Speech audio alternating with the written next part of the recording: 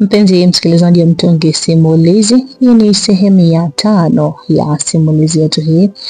Simulizi inayokwenda kwa jina la My Work, yani kazi yangu. Nikusihi tu utege sikio lako mwanzo mpaka mwisho uweze kujua nini kilijiri katika simulizi hii. Jina langu ni Trishi. Karibu. Kama unakumbuka sehemu ya 4, Clay alifunguliwa kesi ya kumshambulia askari Deborah kwa risasi 2. Watu wengi walipenda kujua baada ya kufunguliwa kesi nini kilifuata. Basi nikombe tu usikilize sehemu hii kujua ilivyokuwa. Mimi nina kumbukumbu nzuri kabisa. Wazazi wangu walipofariki mwaka 2002, nilikuwa na akili timamu, kwani nilikuwa mtoto wa miaka 11 na nilikuwa nasoma darasa la 4. Sio kwamba nilikuwa mjinga, hapana. Nambeni mnielewa jomba. Alisema Clemence kwa mahakamani, waheshimiwa hakimu, mimi ninachojua hizi nyumba zote zilikuwa mali ya baba yangu. Lakini hawa wamecheza mchezo. Waweza kutudhulumu wakijua labda hatutaweza kufuatilia. Alizidi kuongea. Je, mtuhumiwa una swali lolote kuhusu maelezo aliyotoa? Ndio mheshimiwa. Je, una ushahidi gani wa kuthibitisha kwamba hizo nyumba zilikuwa za babake? Mimi sikufanikiwa kuondoka na ushahidi wa hati miliki, ila najua nyumba ni za baba yangu, maana nilikuwa mdogo lakini nilikuwa na akili timamu. Baada ya kuzozana kwa muda mrefu, hakimu aliahirisha shauri kutokana na ushahidi kutokamilika. Shauri hili limeahirishwa mpaka tarehe 24 mwezi wa 5 mwaka 2020 kwa ajili ya kutafuta ushahidi. Walitoka mahakamani, wote walikuwa wanatazamana kwa hasira. Clemence alikuwa amekasirishwa na kitendo cha mzee kuamua kususia mali baba yake, wakati wao na Jerry wanateseka kwa ujumla katika maisha. Clemence alitoa simu mfukoni na kuitizama. Kulikuwa na simu zilizojibiwa, zilikuwa 3, 2 za Jerry na moja ya mtu mmoja aliyemsave Makida. Aliamua kumpigia Jerry ama Enoch, halafu akaanza kuongea naye. Vipi kaka, mko wapi? Ndio tunatoka mahakamani muda huu, niko hapa nje. Wamesemaje? Wameahirisha kesi mpaka tarehe 24 mwezi wa 5. Mbona hukuja wewe? Ndio umesababisha ushahidi usikamilike ujue. Kaka, usiwe na shaka. Kila kitu kitakuwa sambamba. Nilikuwa busy sana na hii kazi ya jeshi la polisi. Hivyo tarehe 24 tutakuwa pamoja. Haina neno. Alisema Clemence na kukata simu. Halafu akampigia huyo Makida. Wewe mwanamke. Nini? Umenipigia? Nimekupigia ndio. Mambo yamekuwa safi tu, kwa hiyo nafikiri unanifanyia mpango kama nilivyokuelekeza. Una hakika mshikaji wangu? Ya. Basi usiwaze, tuko pamoja. Okay. Clay alikata simu na kusogelea pikipiki ambayo ilikuwa pande zile zile. Akavaa koti na kuvaa kofia ngumu, halafu akaanza safari kurudi alipokuwa akiishi huko Dodoma. Vile vile Jerry naye alikuwa ameketi katika kituo cha polisi. Kuna baadhi ya mafaili alikuwa anakagua, ndipo akutana ile la kesi ya uasi ambayo alikuwa ameifanya Clemence. Sasa aliposoma jina alishangaa, maana lilikuwa limeandikwa Clemence Sharifu Hassan. Akiwa anashangaa ile jina, mara akasikia sauti ya mkuu wake. Kwani bibi, mbona unashangaa hilo faili? Nashangaa hii Sharifu Hassan maana yake nini? Fuatilia, sikaka yako, mkuu alisema. Nani kakwambia? Najua, alisema, na kutoka ndipo Jerry akabaki anatabasamu huko akitazama ile faili. Alilitenga pembeni, halafu akatafuta alikokuwa anataka, ndipo akabeba mawili na kutoka kule ndani. Alipofika eneo fulani, aliacha ile faili la Clemence, halafu akalipeleka ile lingine katika ofisi moja. Akaanza kukopi baadhi ya maandishi, halafu akatoka na kuleta ile faili mezani. Baada ya kutoka, alichukua faili la Clemence akatembea nalo mpaka jalalani. Kulikokuwa kuna waka moto, akatupa lile ndani ya moto, halafu akaondoka kwa kile chalikiteketea. Baada ya hapo, aliondoka na kurudi ofisini, akachukua mikoba yake, halafu akatoka nayo kuelekea nyumbani. Alipofika geti kwake, alivua suruali na shati, halafu akajileta chale kitandani huko akitazama darini. Alipotazama juu akamkumbuka Deborah, maana alikuwa ni rafiki yake kwa muda, halafu alikuja kumuoa kikatili. Alikumbuka matukio mengi waliwahi kuyafanya tangu walipokutana mara ya kwanza. Alikumbuka picha nyingi sana na alikumbuka pia hata kwao walikuwa wanajua ndo watamuoa binti yao. Jerry atabasamu na kugeuka ukutani, halafu akafumba macho kutafuta usingizi wa mchana. Akiwa amelala, alisikia kama mtetemo unalia kwenye suruali yake aliyokuwa ameivaa ameitundika kwenye msumari ukutani. Ndipo akainuka na kuinua uso wake na kusema, kumbe niliacha simu kwenye suruali yangu. Alishuka kitandani na kwenda kwenye suruali, akatoa simu na kutizama. Auto namba mpya inampigia. Jiuliza nani huyo? Hello, habari yako afande? Sauti yake ilisikika upande wa pili. Salama, vipi hali? Safi tu, mimi naitwa Suzy. Ni shemeji yako kama unanikumbuka. Suzy wapi? Mbona sikukumbuki? Ndio wake Debora. Alisema binti huyo, ndipo moyo kampiga. Huko akiwaza, yani dakika moja tu alikuwa anamuwaza ndugu ya binti hapo, akapiga simu. Toka amemkumbuka. Suzy, unaisoma Green Bed? Yeah, ndio shemeji, nimekomisi pia. Mbona siku hizi dada hapatikani? Mara kuna tetesi alikufa akiwa katika shule za kipolisi, lakini hamtaki kutoa taarifa. Mwenzako nimelia sana, naomba tafadhali nipe taarifa. Jeli alipata gumizi na kutazama kushoto na kulia. Niambie, dada yuko wapi? Mama analia. Sina taarifa zozote, labda anafanya kazi ya siri mahali, lakini sina taarifa yote kuhusu yeye. Hata hivyo, kila nikimuuliza kiongozi wetu anifokea, lakini sijui taarifa kamili. Nitachunguza, nikipata taarifa yote nitakutaarifu. Lakini kaka, wewe ni shemeji. Mimi na Debora tuliachana shemeji. Mwongo, dadangu alikupenda. Hapana. Kwa shana kupo, usijali, tutawasiliana. Acha nisave namba. Okay. Jerry alikata simu yake, halafu akatafakari kwamba binti yuko wapi. Huko akipata kumbukumbu ya namna ilivyokuwa baada ya kumchapa risasi siku ile alipokuwa anataka atoroke na Clemence. Jerry alirudi nyumbani bila kumpa taarifa askari yote. Halafu akaanza kulia. Mungu wangu, nimefanya tukio gani tena? Aliwaza, kwa nini mimi? Nani hasa nifanye vile? Mimi ni nani? Nimekutana shida gani? Alijutia kwa kiatuka na mapenzi. Mapenzi ni ujinga, alisema kwa hasira na kupiga ngumi ukutani. Aliona haitoshi, akaenda gym, akapiga mazoezi kwa nguvu zote, ila tukio hili lilizidi kumkumba kwenye akili yake. Tukianza kesho yake alikwenda kazini na hakuna mtu yote aliongelea masuala ya Debora. Ila baada ya siku 3 walitangaza Debora ameliasi jeshi la polisi na kuamua kutoroka na Mwashe. Alishangaa sana na hakujua kama kuna ukweli wowote au la. Miaka 7 iliyopita ndipo Jerry alipofukuzwa na mke wa mjomba wake nyumbani. Hii ni baada ya mke huyo wa mjomba kusema kwamba Jerry alimlazimisha afanye mapenzi. Jerry alijitahidi kumwelesha mjomba wake, lakini mjomba hakuelewa kile alichokuwa anaambiwa. Alimtimua. Jerry aliondoka moja kwa moja na kwenda kwa mzee mmoja ambaye zamani alikuwa ni rafiki wa wazazi wake. Akamwelezea kila kitu, namna alivyoweza kufukuzwa kule nyumbani. Mzee alisafisha koo na kumtazama usoni.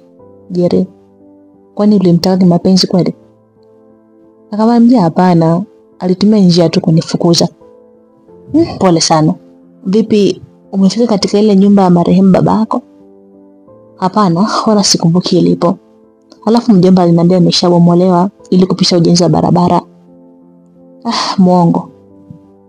Alisema mzee, baba yenu alikosea kitu kimoja. Mzee alisema na kuinuka, akatembea mpaka kwenye friji, akatoa maji ya kunywa na kumimina kwenye glasi. Bali zake halizificha katu. Hakutaka kuzionyesha kwa ndugu zake. Alimwonyesha huyo mjomba wako vitu vyake vya siri. Mzee alisema na kunywa maji. Sasa kutokana na mali ya baba yenu kufichwa, basi mjomba anazijua zote na sio ile nyumba pekee. Kuna zingine? Subiri basi. Mzee alisema huko akimshika mkono mmoja. Baba yenu alojengea nyinyi nyote wawili, kila mmoja nyumba ya kuishi, pamoja na nyumba za biashara mjini kwa kila mmoja, ila sasa hakumuonyesha mtu yote isipokuwa huyo mjomba wenu. Shetani mkubwa huyo. Mzee wangu, tulia kwanza. Acha papara. Nina sababu za msingi sana kukuambia haya yote. Sasa ile nyumba ya kwanza ambayo mlikuwa mkiishi mkiwa wadogo, ilikuwa ndo nyumba yako wewe. Halafu nyingine ambayo haikukamilika ilikuwa Kibaigwa, ambayo ilikuwa kwa ajili ya kaka yako. Mbaya zaidi, kuna frame pale mjini katikati zina hadhi zake zipo za aina mbili. Zote zimeboreshwa na nzuri kweli kweli. Mzee acha basi. Nakwambia. Sasa yeye ameboresha hizo nyumba za baba yako ni nzuri, na amechukua mafao ya baba yako akaenda kuboresha na kupangisha watu. Yaani anakula kilaini, halafu nyinyi mnateseka. Hata hivyo nyumba mnayosema imebomolewa kupisha ujenzi wa barabara ipo na ina mpangaji. Kwa mwezi analipa 2,500,000. Yaani miezi 4 ni milioni. Alicheka na kunywa maji. Inashangaza sana. Mzee wangu, sasa unashauri nifanyaje? Si umefukuzwa na mjomba? Ndio. Jifanye mjinga. Rudi mpige magoti. Muombe ukae pale nyumbani. Wewe ni mtu mzima. Umemaliza form 4. Kaa nao, hakika ukiondoka umeondoka na hati miliki za nyumba zote. Hakikisha umefanya hivyo. Frame ziko Dodoma mjini za aina mbili, na nyumba iko Kibaigwa, moja huko nyingine ikiwa hapa Kondoa. Alimpa siri zote. Asante sana mzee wangu, alisema Jerry na kuinuka. Basi ngoja nifanye hivyo, alisema, akainama na kunyanyua begi lake la nguo, halafu akatoka nje kuelekea kwa mjomba wake. Akiwa njiani alipata lift ya askari mmoja, alikuwa anamfahamu sana. Alikuwa anaitwa Valeri. Naelekea nyumbani. Ndio, sina raha mzee. Pale huwezi pata raha, ile mbegu ya kigogo najua vizuri. Kwa nini usijiunge na mafunzo ya polisi? Natamani ningepata nafasi, la ndio hivyo sina. Sasa unaosia nafasi. Wewe mbona sifa zote unazo? Cha muhimu lazima unitafute mimi, nikuunganishe kabla hizo nafasi hazijapita. Kwa nini usiniunganishie? Please, alisema kwa kitabasamu. Utanitafuta nyumbani. Sina namba yangu? Sina hata simu, lakini nipe namba. Chukua kalamu hapo kwenye hicho kiboksi uandike, alisema akimonyesha sehemu yenye kiboksi fulani. Ndipo Jerry akachukua kalamu na kuandika. Baadaye alirudi nyumbani na kuomba msamaha, akakubaliwa na kurudi mjengoni. Ukiachana na hiyo kumbukumbu, Clemence alikuwa ameketi mahali anacheka na simu yake, kwa akiongea peke yake. Mimi, alijiuliza huku akijigusa kifuani. Mimi kabisa mimi. Sijui kwa kweli, alisema kwa furaha na kumpigia mtu mmoja simu. Usinichekeshe basi Makida, alisema kwa kitabasamu. Mimba ya miezi mingapi? Aliuliza akijidua, naye akaendelea. Kumbe kubwa. Sasa mbona ukusema mapema? Basi saa baadaye nitakuja, ila usimwambie ni mimi, okay? Alijibu na kukata simu. Vivyo hivyo Jerry alikuwa na wenzake maskari wakiwa wanapiga stori za utani. Kwa hiyo bwana, yule jamaa akakupora demu wako. Acheni hizo basi. Punguza hasira bro. Sasa nina wasiwasi, alisema askari mwingine, na hisi yule binti huyu jamaa alimpiga risasi. Oya, alisema na kumpiga bao pajani. Acha mambo ya kifara basi. Mwana ujiheshimu, alisema na kuinuka, alafu akaondoka huko akiwacha watu wakicheka. Huyo walizidi kumzomea, ikabidi haya tabasamu huko akiondoka na kuonyesha dole la kati kwa ishara ya kuwatukana. Walibaki wanacheka. Jerry alikuwa ni kijana mwoga sana kutongoza wanawake katika maisha yake yote. Aliogopa kufanya kitu kama hicho na hata kusababisha kujisikia vibaya. Alikuwa sio kama kaka yake. Kaka yake alikuwa ni mtundu. Mimi nahisi ni kutokana na mazingira aliyokulia, yalimbana kuungana na vikundi vya washikaji wa mtaani. Pia saikolojia ya mawazo muda wote ilimweka matatani. Aliketi kitandani na kuwaza, nile kitimoto? Hapana, kuja nile samaki. Aliinuka na kuzunguka chumbani, akili haipo yani. Baada ya siku tatu Clemence alikuwa akiishi kama jambazi sugu. Alitoka nyumbani usiku na kwenda mpaka katika hospitali moja, akizunguka nyuma ya wadi, alafu akapanda dirishani na kuchungulia katika chumba kimoja wadini, huku akishangaa na taa iliwaka chumbani humo. Ghafla ujumbe uliingia kwa sauti katika simu yake. Akashuka haraka ili wasishtuke kuna mtu dirishani pale. Aliposhuka alisogea kando, alafu akashika simu na kufungua ujumbe. Ulikuwa ni wa namba mpya. Vipi Clay, nimekomesha mno. Alisoma akashtuka, maana namba hakujua ile. Nani? Alijibu ile ujumbe. Mimi Debora Mai. Alipoisoma tu hivi alishtuka zaidi na zaidi, huku akishangaa. Hapo ndipo akatoka nduku kutoka pale hospitalini. Eti ni Debora? Alisema kwa mshtuko. Mimi Debora Mai. Alifika mahali akaketi darajani kando ya barabara kwenye kalvati, halafu akavuta pumzi. Yule demu ni mchawi nini? Alijiuliza huku akitabasamu. Hakalali, alisema, halafu akachukua simu na kumpigia simu huyo mtu anajiita Debora. Hello vipi? Wewe nani? Si nimekuambia kwenye SMS au? Haya, unaendeleaje? Niko poa. Nimemwona mtu kama wewe anapita gizani hapo. Alisema mtaalamu kwa uoga, halafu akawaza. Kaniona nini? Yaani kumbe muda wote alikwenda kumchungulia binti kule hospitalini. Mbona unaguna? Umemwona anafanania wapi? Niko hospitali. Nilipigwa risasi siku ile, yaani kidogo nife. Hospitali ya wapi? Huko Dodoma. Dodoma? Ulifikaje? Samahani, ni mwenye sijui. Uko wapi? Niko Singida. Ndio, kwani tangu miezi mitatu imepita hujapona tu risasi? Nimepona, niko napiga mazoezi hapa. Je, nitembee maana mgongoni niliathiriwa sana na zile risasi. Okay, pole. Nitakuja kukusalimia kwa Dodoma nikija. Sawa Clay, nakupenda. Halafu kuna kitu nataka nije nikueleze, binti alisema. Akaambia kitu gani sasa? Mbona unanitisha? Hamna, ukija tu nitakwambia. Okay, poa. Nitakutaarifu namba yako hii. Yes, ndo natumia kwa sasa. Okay. Debora alikata simu, halafu akatabasamu kwa akitembea nje ya hospitali ile. Cha kushangaza kabisa, alikuwa na afya nzuri mno ambayo mtu yote aliyemjua kabla asingeamini kwamba angeweza kupata afya kama ile. Debora alitembea kwa muda mrefu mpaka alipokuja kushtuliwa na muuguzi. Daktari anakuhitaji ndani, usitembee kwenye baridi kali kama hii. Sawa, Debora alijibu, halafu akaingia ndani ya wadi na uketi kitandani. Mgongo una maumivu ya aina yote? Nesi aliuliza. Hapana, sisikii kabisa. Wow, basi sawa. Subiri hapa, anakuja daktari. Okay, alisema binti na kujaribu kujilaza kitandani chali, ndipo akaingia nesi mwingine na kumgeukia yule muuguzi wa kwanza. Alice. Alimuita muuguzi mwenzake. Naomba niche kidogo na mgonjwa. Si unajua huyu ni wa kwangu. Alisema nesi yule aliyekuja ndani ya wadi. Najua dada, ni kuache maana daktari ndo aliniambia nimwambie binti aingie ndani. Okay, nakuja. Sawa. Muuguzi alitoka nje, akamwacha mgonjwa na muuguzi wake. Yule muuguzi aliketi kando ya binti na kumshika kidogo shavuni, halafu akatabasamu. Shoga, umenenepa. Hello. Nesi, mbona umenishikilia hapa muda mrefu? Aliuliza. Nimeshapona, nataka kurudi kazini. Bado hujapona. Ukipona ndio tutakuruhusu. Hili tatizo sio dogo hata chembe. Bado ukienda mtaani utazidi kuumia, alafu pia kazi yako ya polisi haitakiwi. Mpaka lini? Subiri kama wiki mbili hivi.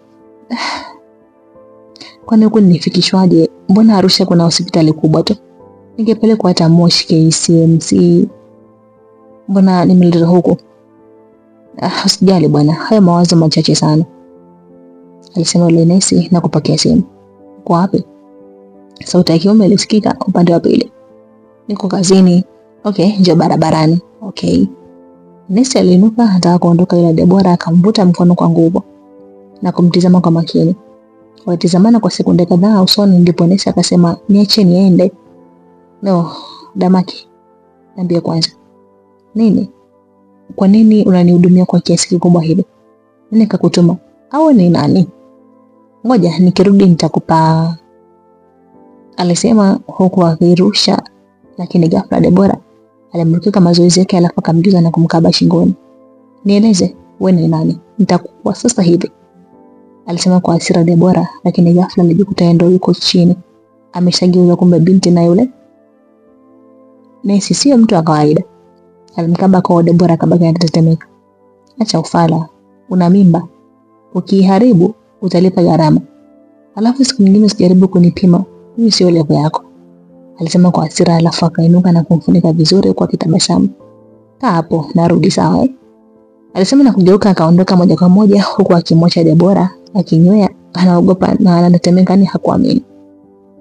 Nyumbani kwa mjomba wao kina Clay na Jerry, mjomba alikuwa amesimama mlangoni akimfokea mkewe ambaye alikuwa anatengeneza chakula cha usiku jikoni. Wewe mwanamke ni mjinga sana, mpumbavu. Yaani kama sio wewe nisingepelekwa mahakamani na hawa watoto.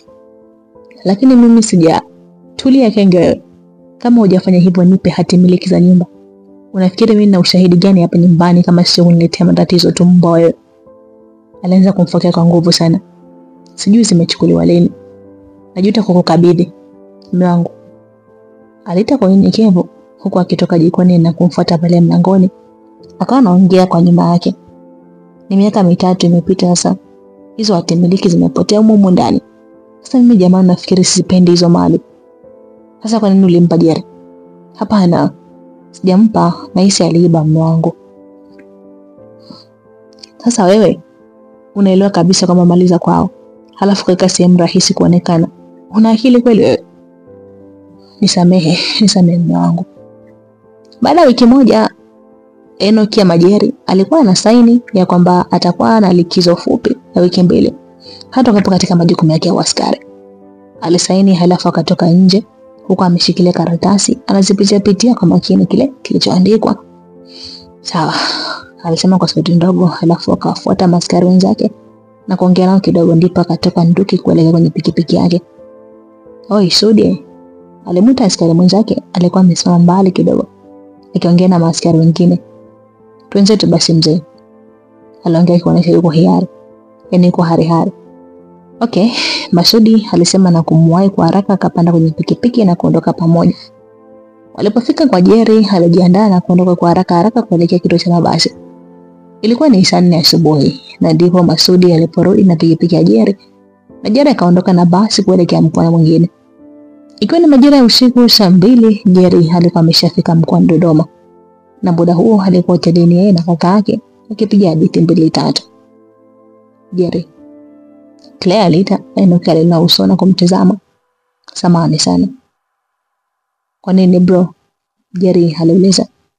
Kipindi baba na mama wamefariki nilikutelekeza, maana sikujua namna ya kufanya. Bro, kila kitu ni Mungu huwa anapanga. Maybe tungeenda wote huko hata tusingeweza kukosa.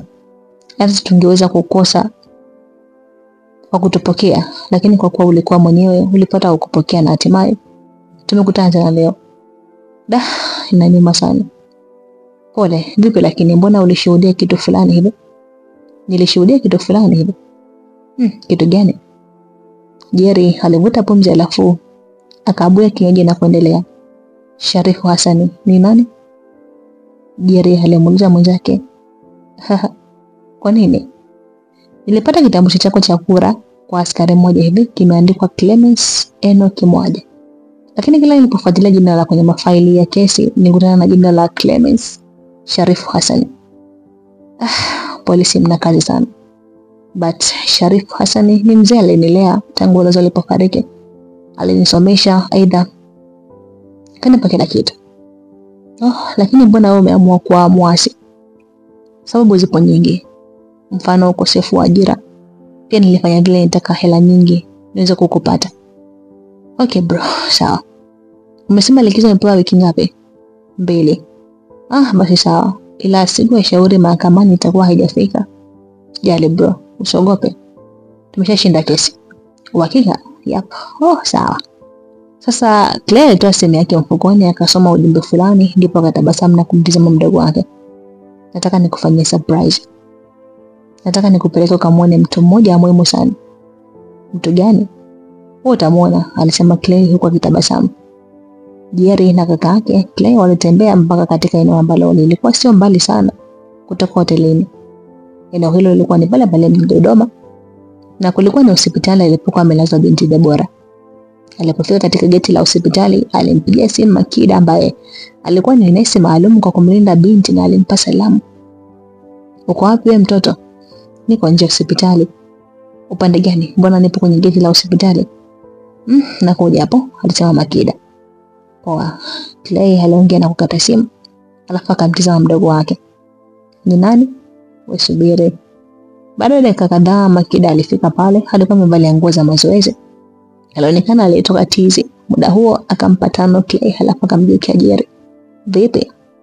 Poa, Jerry alisema akiwa anamkagua, lakini Clay alimshika mkono wake na ndani kwa pamoja. Naendeleaje? Mto wetu hapa, sasa yuko vizuri, mkakamavu bosi wangu. Natakiwa niondoke niende Mara, muda sio mrefu, binti alisema. Kuna nini? Naenda kuolewa. Finally. Nilipata mume, alisema kwa kagonga na kucheka kwa nguvu mpaka ndani ya chumba cha kupo Debora. Aliingia Clay na Makida pekee. Jerry alibaki nje, ndipo Clay akamuita na kumwomba aingie ndani.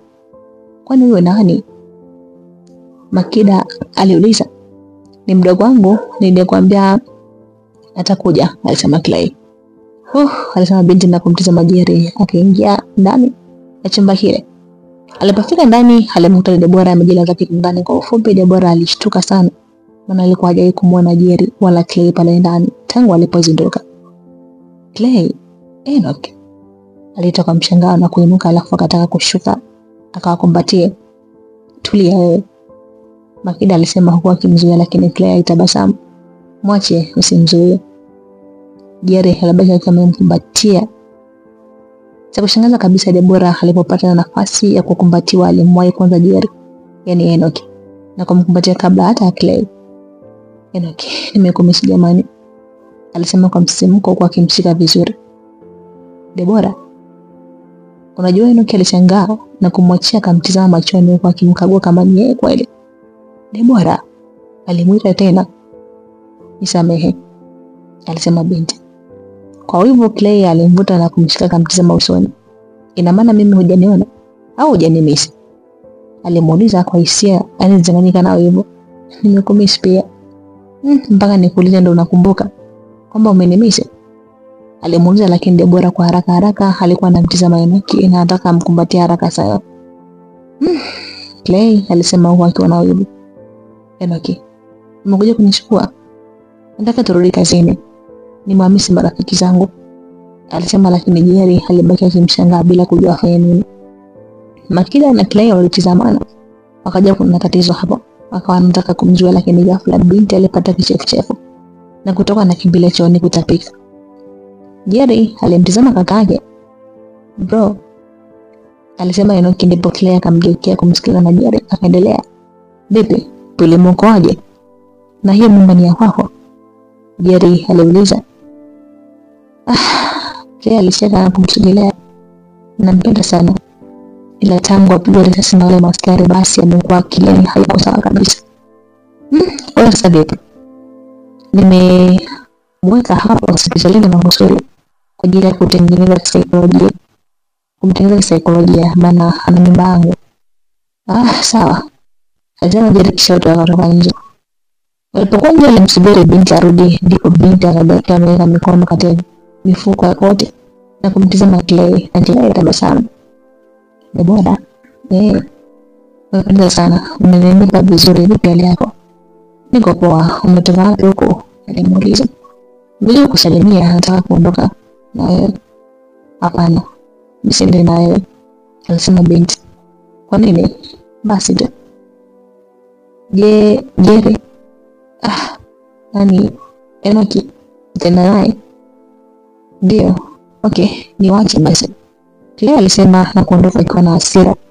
Makida alielewa pale kuna tofauti inaendelea kati ya watu wale wawili. Ikabidi amshike binti mkono na kumpeleka wadini, akamkalishe kitandani. Debora, vipi, unajua mbona ya nani? Ndio najua. Kwa nini sijui wakati mimi ndo niligongo? Alijibu kwa jeuri. Sasa unachokifanya ni sahihi. Niache ninyanyasa tu hapa. Umenifanya mtumwa. Haya, utaka kwa mpaka ukome, alisema na kuinuka akaondoka kwa hasira. Mambo yanazidi kwa moto.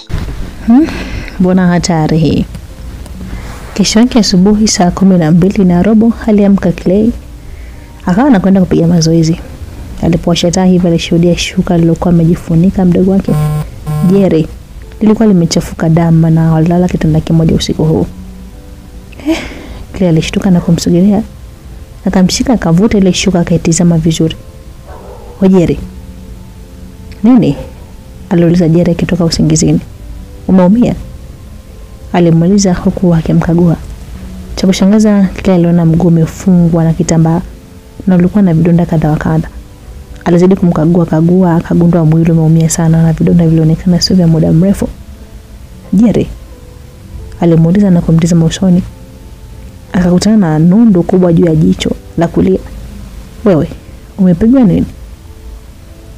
Na nani? Mbona sikuelewi? Claire aliuliza kwa mshangao. Je, kisa cha jamaa kuvuja damu na kuwa na majeraha ni nini? Bro, alisema kijana huyo. Nini, mbona sikuelewi? Amnaonyesha kwanza. Jerry alisema. Nikuache vipi? Nataka unieleze imekuwaje, mbona una majeraha wakati jana ulikuwa mzima kabisa? Wewe potezea tu bro. Okay, wewe ni mtu mzima, ila amka haraka twende hospitalini.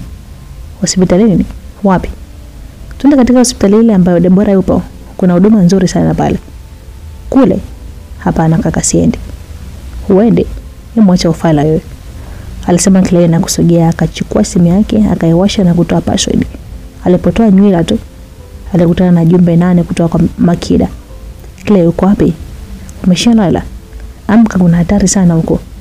Kuna mtu alivamia anataka kumuua Deborah. Na kupigia simu upatikane. Vipi? Simu huwa unaizima nini?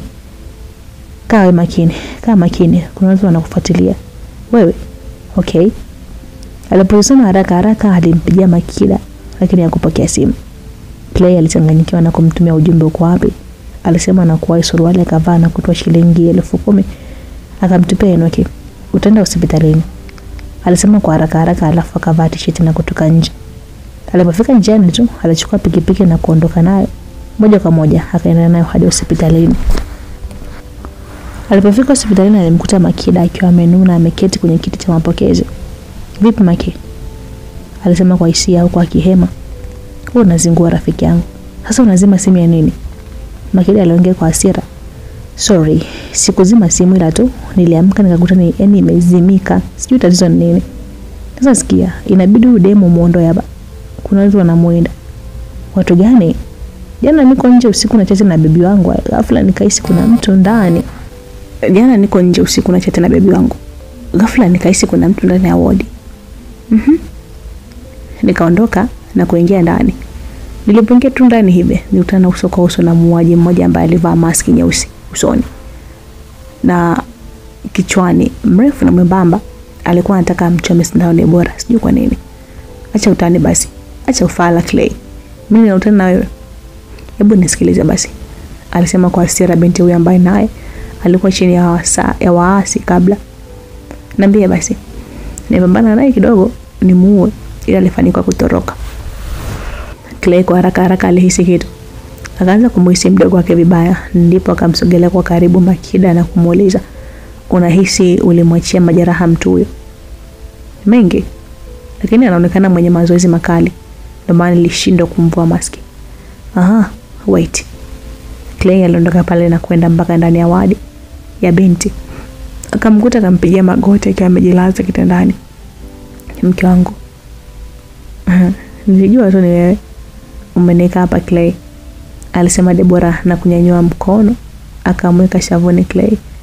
Wewe ni handsome. You're much beautiful baby. Umependeza sana. Alisema Claire halafu akamshika kwenye mashavu. Ghafla Deborah alianza kulia kwa uchungu. Vipi tena? Mbona unalia? Naumia kwa sababu niko kama mfungwa. Niombe niachiliwe, nahitaji kuwa huru. Basi poa, unatoka leo baby, okay? Really? Yeah.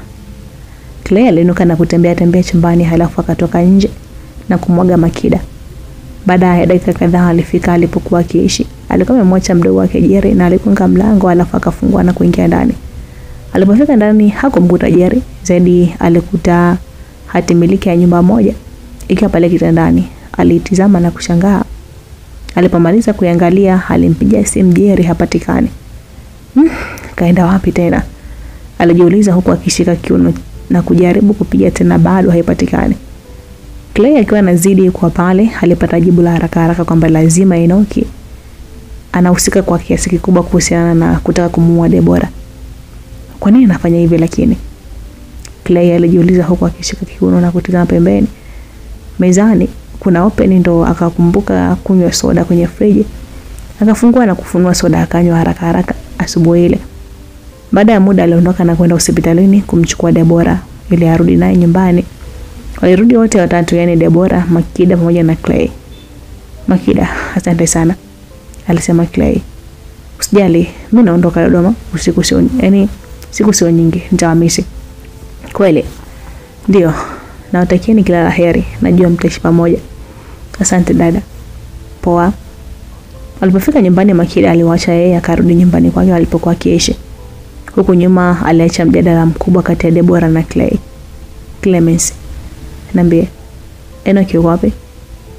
Deborah alimuita, wakabaki wanatazamana. Unampenda Enoki? Clay alimuuliza. Hamna, simpendi, ila ni mfanyakazi mwenzangu. Ulishawahi kuwa katika mahusiano na mdogo wangu? Kigomezi cha ghafla kilimvamia mtoto wa watu.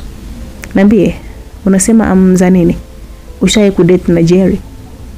Clay, ulinikuta sijatumika bado. Unajua hata kama hukutumika, lakini najua ushawahi kuwa na mapenzi. Yaani ushawahi kuwa na mpenzi. Mkawa mnashikana, mnachezeana, mna malengo na kadhalika. Sio mimi wa kwanza. Alicheka kwa aibu Deborah. Unacheka? Clay alisema kitabasamu. Si kweli? Ni kweli. Enoki alikuwa mpenzi wangu, ila sikumpenda. Kumbe ndo maana. Nimeelewa sasa. Clay alisema kwa uelewa baada ya kugundua kwa nini Enoki alitaka kumuoa Deborah. Sasa ni wivu wa mapenzi au katuma na jeshi la polisi? Kwani kuna nini? Deborah aliuliza. Usijali, nimegundua kitu kikubwa sana, alisema Clay na kuinuka anataka kuondoka, maana alikuwa sebuleni. Deborah alipomtazama jinsi Enoki alivyo tu, alijikuta amesimama na kumfuata kwa karibu mbele yake, alafu akaanza kumtazama usoni huku macho yamelegea. Akamuita Clay. Aliita kwa sauti legevu kimahaba. Ulivyo mzuri, natamani tuendelee kwa pamoja. Nikutizame, alisema binti. Clay akatabasamu na kumshika kiuno.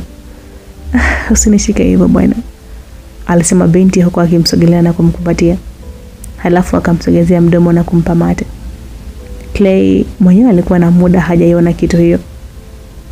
Hakusita, alimchukua mzima na kumpeleka kitandani. Sasa umeletea huku. Tufanyaje sasa? Deborah aliuliza kwa hisia. Unajua una mtoto wangu tumboni? Najua Clay, but alisema kwa hisia aliposhikwa ziwa lake. Sasa mtoto kamisi kumwona baba yake. Sasa nataka niingize kidogo tu, kidocho, ili anione sawa. Alisema Clay na kushika suruali ya binti akaivuta. Sawa mume wangu, alisema kwa hisia na kumshika mkono, lakini alivua suruali ikifuatana na kufuli iliyokuwa imefunika mzinga wa asali. Clay aliutizama kwa tamaa, maana alikuwa hajauona muda mzinga huo wenye kubeba utamu zaidi ya asali. Alimwacha binti kitandani na kusumaka na nguo zake, huku anamtizama Deborah aliona aibu. Baada ya sekunde chache Clay alikuwa hana nguo yote mwilini. Alimsogelea mtoto wa kike. Sasa Deborah akaangalia, nimeshika ukweli. Wewe mbona kubwa hivyo? Alisema, lakini Clay alicheka na kumpanda kifuani. Halafu akaingia katikati ya mapaja. Binti alimkumbatia kwa kisubiri kinachofuata. Clay alipa kamate, halafu akaelekeza kwenyewe. Binti kuguswa na kichwa tu, alianza kutoa miguno ya heshima. Clay alijisukumiza. Mbona ananiumiza jamani, alisema mtoto wa kike. Basi ngoja ninyonye, alisema Clay. Wewe utathubutu? Kwa nini? Clay alisema huku akijitoa kifuani mwa binti na kuisogeza nyuma, akanyonya matiti kidogo, halafu akazidi kushuka mpaka kunako. Usinyonye bwana, huoni ucha. Kabla hajamaliza sentensi, alisikia ulimi umetoa juu ya kisimi chake. Akapiga kelele kama mweho. Clay mume wangu, binti alisema kwa hisia, huku akimpelekea mikono kichwani na kuanza kumpapasa huku akimpanulia mapaja. Deborah kuona mtoto ameupanda mchezo. Basi alishika na mtoto mdomo wake kwenye mashavu yake, halafu akaachia kalia. Baby, no baby please. Aonekana kuchanganyikiwa mtoto wa kike. Alijikuta amevuta na kumlaza kifuani, akampa denda huku akimweka mapajani katikati.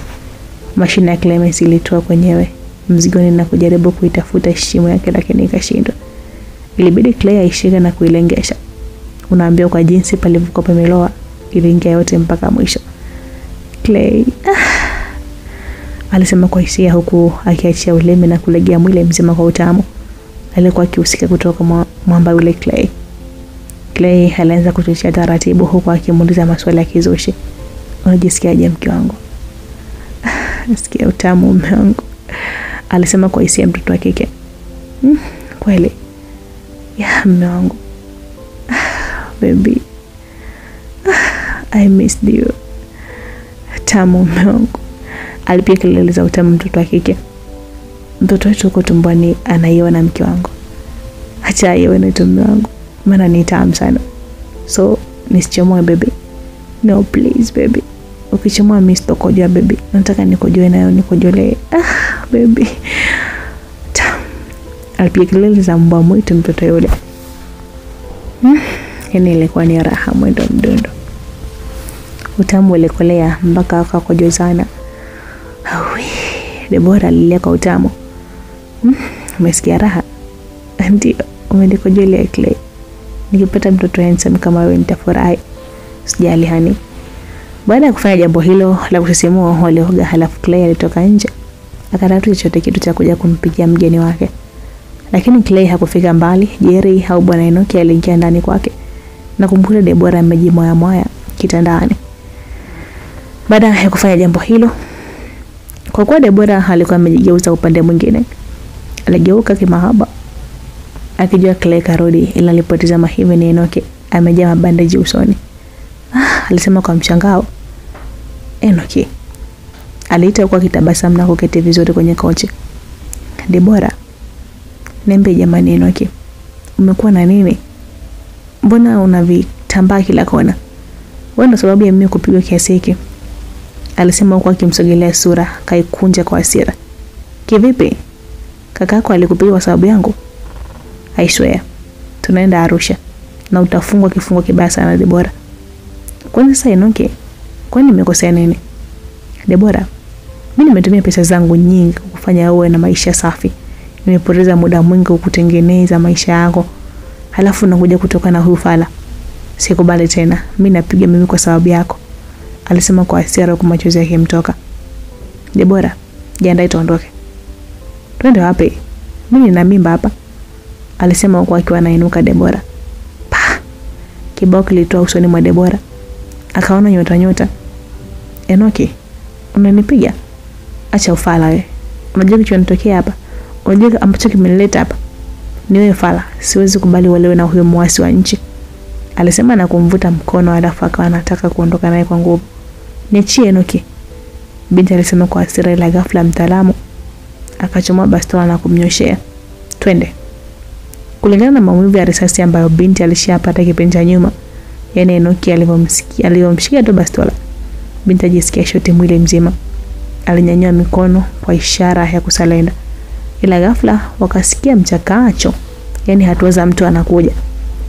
Enoki aligeuza shingo, akatizama dirishani. Kakake anakuja. Ikabidi amteke binti kwa ajili ya usalama wake. Clay aliingia ndani, ila anafika sebuleni hakuamini kile alichokiona. Deborah, alisema kwa mshangao. Jerry, umefanya nini?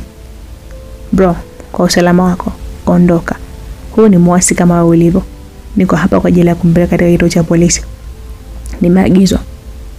Jerry, Clay aliita kwa mshangao. Usinite Jerry. Ondoka, la sivyo namuua mmoja kati yenu. Unafanya nini? Kwa nini unafanya hivi, mdogo wangu? Siko tayari kusaliti jeshi la polisi. Niko hapa kwa ajili ya kumchukua mhalifu. Wewe nipishe, alisema, alafu akajigeuza ile bastola na kumnyosha Clay. Bro, huelewe. Wakija hapa polisi wengine unaenda jela, alisema Enoki. Ghafla kama utani kweli ving'ora vikasikika. Clay mwenyewe alikuwa anatafutwa na jeshi la polisi kwa muda mrefu. Alimtizama binti alafu akamtizama Enoki. Jerry, umenikosea sana. Kimbia Clay, watakukamata. Siwezi ondoka bila wewe. No, kimbia, watakukamata. Mimi najua namna kujitetea Clay, please. Clay alimtazama kwa mara nyingine halafu akamgeukia mdogo wake na kumcheki kwa jicho la sawa tu. Acha ufala, sepa bro. Alisema Enoki kwa hasira. Ikabidi Clay atii na kuondoka moja kwa moja kupitia mlango wa nyuma. Huyo, kelele zilisikika za askari zikifuatwa na sauti ya risasi papa. Lakini Clemens alifanikiwa kutoroka eneo lile. Huku nyuma aliacha kisanga, Deborah alipiga pingu. Enoki hakuamini kama anafanya hivi. Ngambia Enoki ananifanyia hivi. Niko kazini. Alisema huko polisi wakimtoa binti ndani ya nyumba, alafu akampakia kwenye gari na kuondoka naye mpaka kituoni.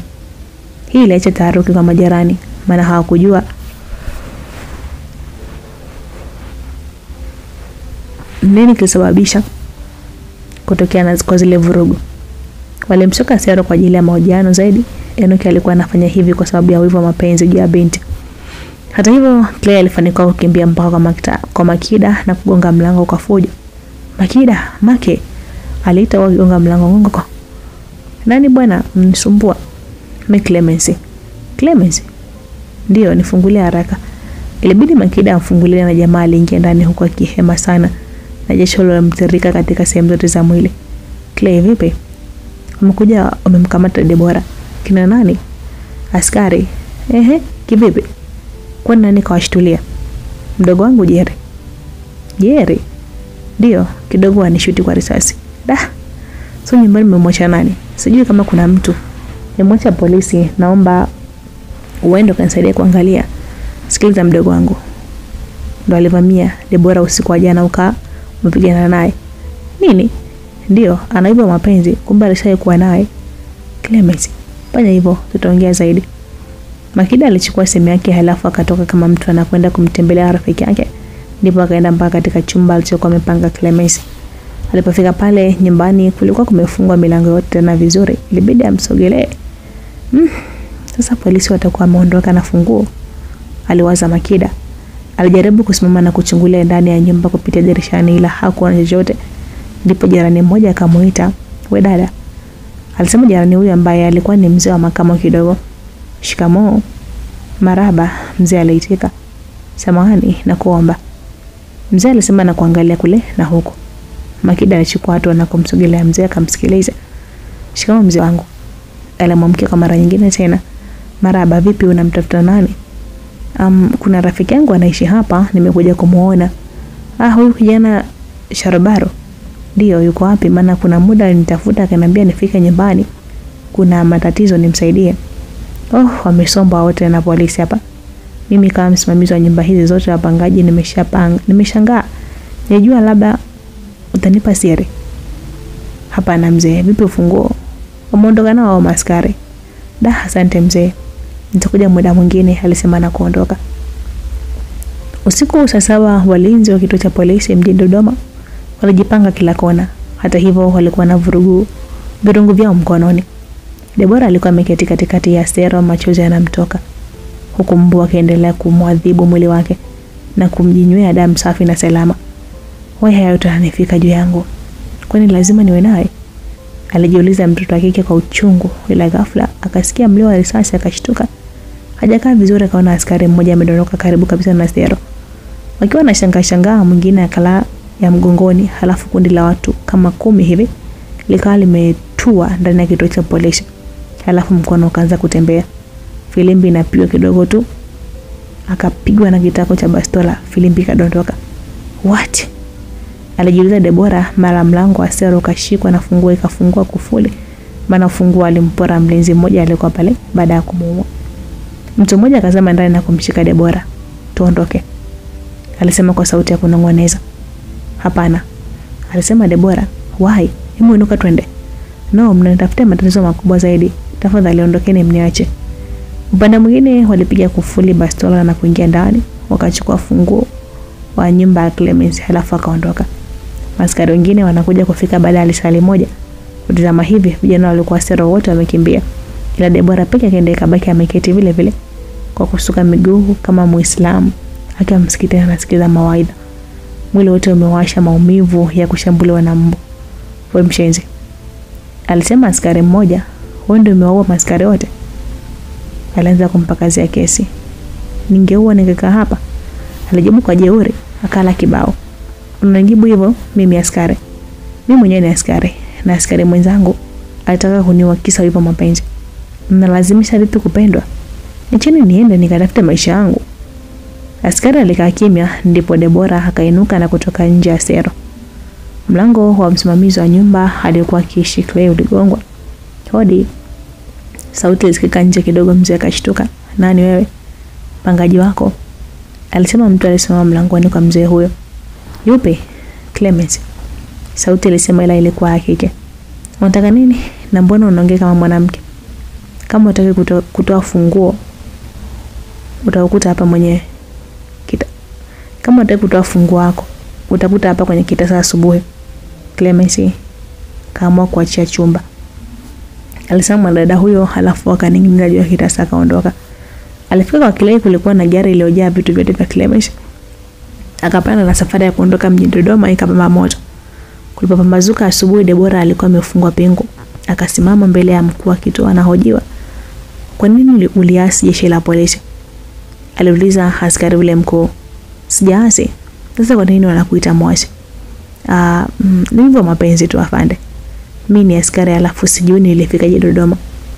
"Hujui?" "Ndio sijui," alisema binti kwa nidhamu. "Kivipi?" "Afande, huyo kijana aliyenikamata alikuwa ni mpenzi wangu. Lakini tulikuwa tunaishi tu, sina hisia naye. Nafanya vile kwa kuwa ananipenda tu na msupport. Ila baadaye alitokea yule kijana ambaye mnamuita muasi, ndo nikampenda kutoka chini ya uvungu wa moyo wangu. Hata sasa nina mimba yake." "Hello?" "Ndio. Siku najitahidi kumkamata, mimi nilikuwa nashindwa kwa sababu nilikuwa na mapenzi naye. Na kwa sababu huyo Enoki Jerry aliyewaambia nilipo alikuwa ananipenda, basi alinipiga risasi 2 mgongoni. Nikapoteza fahamu na nimekuja kushtuka niko Dodoma, sijui nililetwaje." "Oh, ndio." Alafu kwa siri iliyopo, yule muasi ni kaka yake huyo askari. Walipotezana utotoni wakaja kujua na ukubwani. Ndio maana anamtetea asikamatwe. "Acha utani binti. Usicheze na jeshi la polisi. Utaniamini tu, subiri. Ila natamani pia nirudi katika kazi yangu." Baadaye jijini Arusha, mkuu wake Enoki na Debora alipokea simu kutoka Dodoma. "Hello. Hello, habari za asubuhi afande Chacha." "Salama tu ndugu yangu, za siku nyingi bwana." "Ni nzuri sana. Katika kuhangaika mjini nimefanikiwa kumkamata mwanamke mmoja anayesadikika kuwa aliasi jeshi huko kwako." "Kwangu anaitwa nani?" "Anaitwa Debora Jonathan." "Debora?" Ndio. Katika kupambana na uhalifu naye alikamatwa akiwa katika nyumba ya kijana mmoja ambaye hakubahatika kukamatwa. Afahamika kwa jina la Clemens Sharifu Hasani." "Sawa, nimekuelewa." Binti alitoroka naye kwa masingizio ya vitu vya nje ya kazi. Sasa kwa taarifa iliyopo, jeshi linajua ameshafariki miezi 3 iliyopita. Ila tunaweza tukamhoji kwanza tuelewe hatua zitakazofuata ni nini. "Sawa afande, nitakupigia tena." "Sawa." Afande alikata simu na kumtizama Enoki aliyekuwa ameketi mbele yake. "Safi. Usimwambie ni mimi." "Siwezi mwamba. Ila mbona mwanamke analalamika kwamba wewe unamfanyia yote haya kwa sababu ya wivu wa mapenzi?" Hapana, sina wivu naye kabisa. Nafanya vile kwa sababu ni askari niliye mkamilifu." "Sawa." Masaa jioni, kiongozi yule wa jeshi la polisi katika kituo cha Dodoma alikuwa anaelekea nyumbani kwa mwendo wa taratibu. Ghafla akiwa barabarani, alishangaa gari aina ya double cabin limetua mbele yake na kumzua njia huo likikaa mlalo. Afande alichukua breki ya haraka ili kujiepusha na ajali. Wewe mbwa, unafaa ujinga gani? Unacheza na gari barabarani?" Alifoka na kufungua gari akashuka kwa hasira. Ila alipofika chini hivi aliona mlango wa ile gari unafunguliwa, halafu akashuka mwamba Clay akiwa na bahasha mkononi, huko akiwa amevaa rumba jeusi na miwani myeusi ya jua. Afande alibaki na mshtuko sana, halafu anatetemeka huko akijisachi kiunoni kutafuta bastola angalau ajiokoe kama kuna lolote. "Usitoe bastola, nitakuua papa," Clay alisema kwa hasira kwa akimnyoshia kidole. "Ukishirikiana na huyo fala niliyemtafuta kwa miaka 18 nikijua atanisaidia mwisho wa siku anamkamata mwanamke wangu bure. Hivi anajua nimetumia shilingi ngapi kumtibu yule mwanamke? Aliuliza kwa hasira, lakini mzee yule akawa anashangaa huku akitetemeka. Tuachane na hayo mzee. Nataka unipe mke wangu, niondoke naye, naenda mbali, tukale bata. Wewe, unaniambia kama nani? Hujui mimi nani? Claire alisema huku akimgonga mzee kifuani. Saa ngapi mzee asichomoe bastola ile ameishika hivi? Wala kujua Claire kamnyang'anya saa ngapi. Na haina magazine tena. Acha ujinga. Mimi nakusaidia. Vijana wangu wana uwezo wa kuua kituo kizima na ukichoma moto. Sikia, naomba unisaidie mke wangu, kisha niondoke naye. Alisema na kumpa ile bahasha. Shika hii. Kuna nauli yake, mpatie simu yake anipigie halafu nimueleze pa kukutana. Alisema mwamba, shika bahasha la sivyo nitaondoka naye usiku huu. Ukae wewe ndo mke wangu, alisema Clemence. Askari yule alipokea na kutetemeka, alijua kabisa jamaa na mafunzo yasiyo kwa kawaida. Basi Clay alikwenda kupanda gari lake. Ndani kulikuwa na dereva, akaondoka na kumpisha askari ambaye alibaki akitetemeka kabisa. Clay na wenzake walitembea umbali mrefu ndio akawakuta wengine kama 13 hivi akiwa anasubiri. Wote vijana hao walikuwa wahuni. Bosi alisema kijana mmoja, ndipo Clay akamgeukia bila kuzungumza. Tunakwenda wapi? Aliuliza kijana huyo. Kesho sitakuwepo Dodoma, naondoka. Pia bosi mama naye anaondoka. Makida hivyo basi tupige tukio la mwisho kesho mjini hapa ili kila mmoja apate fedha za kujikimu huko atakapoelekea. Tukipanga tukutane, nitawaeleza kazi ya kufanya. Sawa bosi. Tujiandae tugawane majukumu ila tuwe makini sana, alisema mtaalamu. Okay. Waligawana majukumu, kila kundi likaenda sehemu yake. Hata hivyo muda huo afande yule alikuwa mkuu wa kituo ndio alikuwa amefika nyumbani. Haamini, alijifungia ndani na kufungua ile bahasha, alikuta kuna shilingi 500. Alitizama akajua kweli Clay anampenda Deborah. Sina namna, inabidi aachiliwe tu, alisema afande kwa sauti ndogo. Alioga akala na kuanza kuongea na familia yake. Makundi haya wahuni baada ya Clay kuona kundi la maasi mkoani Manyara limefeli kipindi cha nyuma. Basi yeye alitumia fursa ile ya mafunzo aliyokuwa nayo na kutengeneza kundi chake kwake. Kikundi cha kwake pamoja na muasi mwenzake aliyepona kipindi hicho ambaye ni Makida.